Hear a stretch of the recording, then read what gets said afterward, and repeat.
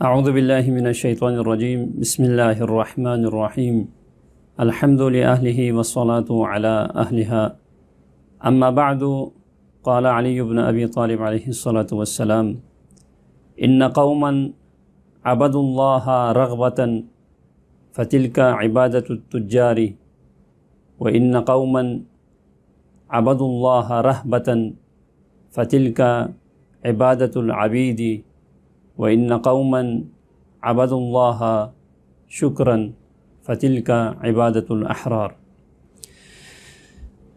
سامعین محترم، جس حدیث کو آج سرنامہ کلام بنایا اس میں عبد کی اہمیت اور عبادت کی اہمیت کو اجاگر کرنے کی کوشش کروں گا۔ عبد اور معبود کے درمیان جو پاک و پاکیزہ رشتہ ہے اسے عبادت کہا جاتا ہے، اور جتنی معبود کی معرفت حاصل ہوتی ہے اتنا ہی وہ رشتہ مضبوط ہوتا جاتا ہے۔ تو عبد اور معبود کے درمیان پاک و پاکیزہ رشتے کا نام عبادت ہے۔ مولا متقیان علی بن ابی طالب علیہ الصلاۃ والسلام نہج البلاغہ میں اس عبادت کی 3 قسمیں بیان فرماتے ہیں۔ فرمایا کہ عبادت کی 3 قسمیں ہیں۔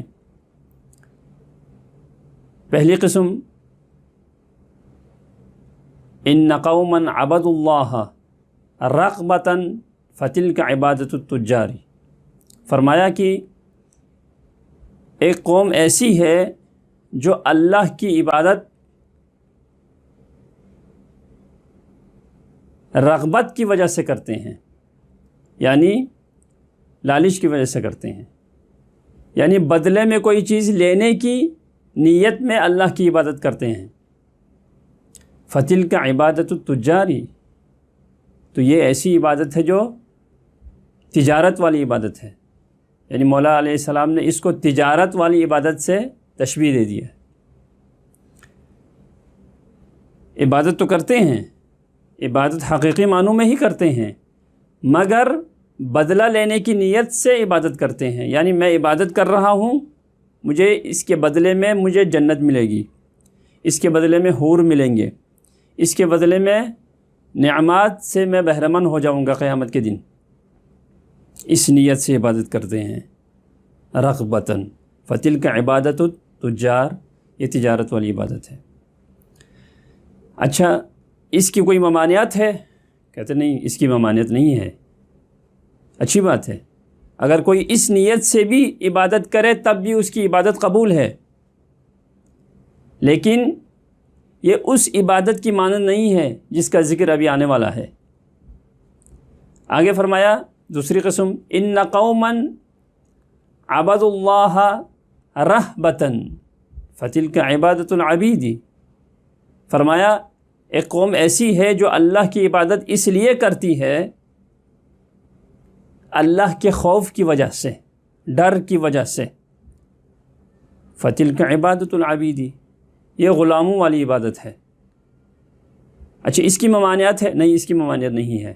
اگر کوئی اللہ کے خوف کی، عذاب کے خوف کی وجہ سے عبادت کرتا ہے تب بھی اس کی عبادت قبول ہے، لیکن وہ درجہ اس کا بھی نہیں ہے جو ابھی تیسرے قسم کی جو عبادت ہے اس کا درجہ ہے۔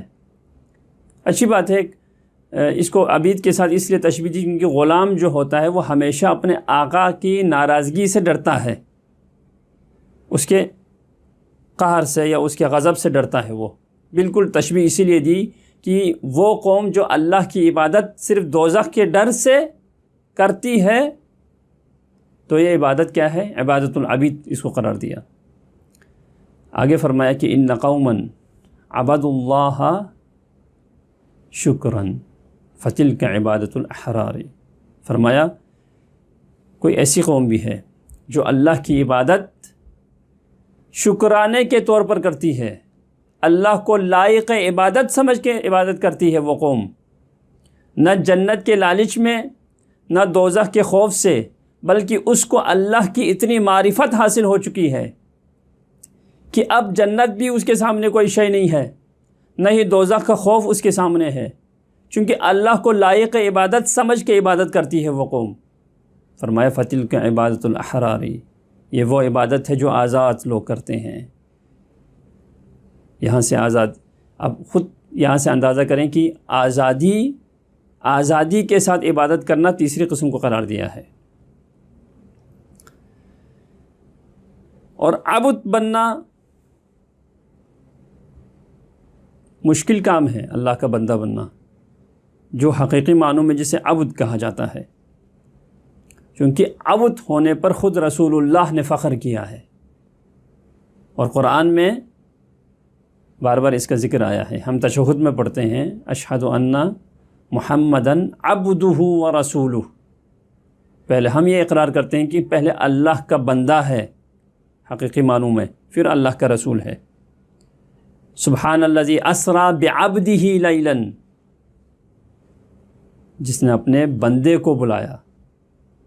تو یہ عبد بننا کیا ہے؟ مشکل مرحلہ ہوتا ہے، اور عبد ہونے پر فخر کرتے ہیں۔ خود مولا علی علیہ السلام کا آپ دیکھیں، مولا علی علیہ السلام کے پاس کس چیز کی کمی تھی؟ کس فضیلت کی کمی تھی؟ مولا کے پاس علم کمال درجے کا، سخاوت کمال درجے کی، اچھا ہر فضیلت مولا علیہ السلام کے پاس موجود ہے، لیکن کسی فضیلت پر آپ نے فخر نہیں کیا، کبھی فخر نہیں کیا کہ میرے پاس اتنا علم ہے، کبھی فخر نہیں کیا کہ میں آسمان کے راستوں کو زمین کے راستوں کی نسبت زیادہ جانتا ہوں، لیکن فخر نہیں کیا آپ نے۔ اتنے معجزات آپ نے دکھائے، فخر نہیں کیا۔ اتنی جنگیں آپ نے لڑی اور کافروں کو تہس نہس کر کے رکھ دیا، لیکن آپ نے کبھی فخر نہیں کیا اپنی شجاعت پر۔ لیکن مولا فخر کر رہا ہے ایک چیز پر، الہی بار الہ کفا بی عزن ان تکون لی ربا وکفا بی فخرا ان اکون لک عبدا۔ مولا علی ابن ابی طالب اگر کسی چیز پر فخر کرتے ہیں تو صرف ایک چیز پر فخر کر رہا ہے، فرمایا کہ میرے فخر کے لیے یہی کافی ہے کہ میں تیرا بندہ ہوں، اور میری عزت کے لیے یہی کافی ہے کہ تو میرا پروردگار ہے، تو ویسا ہے جیسا میں چاہتا ہوں، بس مجھے بھی ویسا بنا جیسا تو چاہتا ہے۔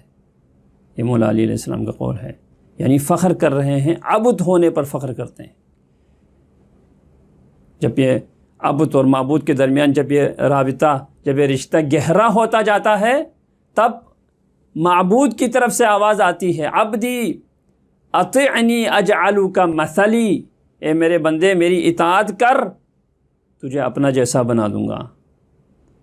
جب وہ بندہ اس مرحلے پہ پہنچ جاتا ہے تو خدا اپنا وعدہ بھی پورا کرتا ہے، اور اس کی زبان کو اپنی زبان قرار دیتا ہے، اس کی آنکھوں کو اپنی آنکھیں قرار دیتا ہے، اس کے کان کو اپنا کان قرار دیتا ہے، یہاں تک کہ اس کے چہرے کو اپنا چہرہ قرار دیتا ہے۔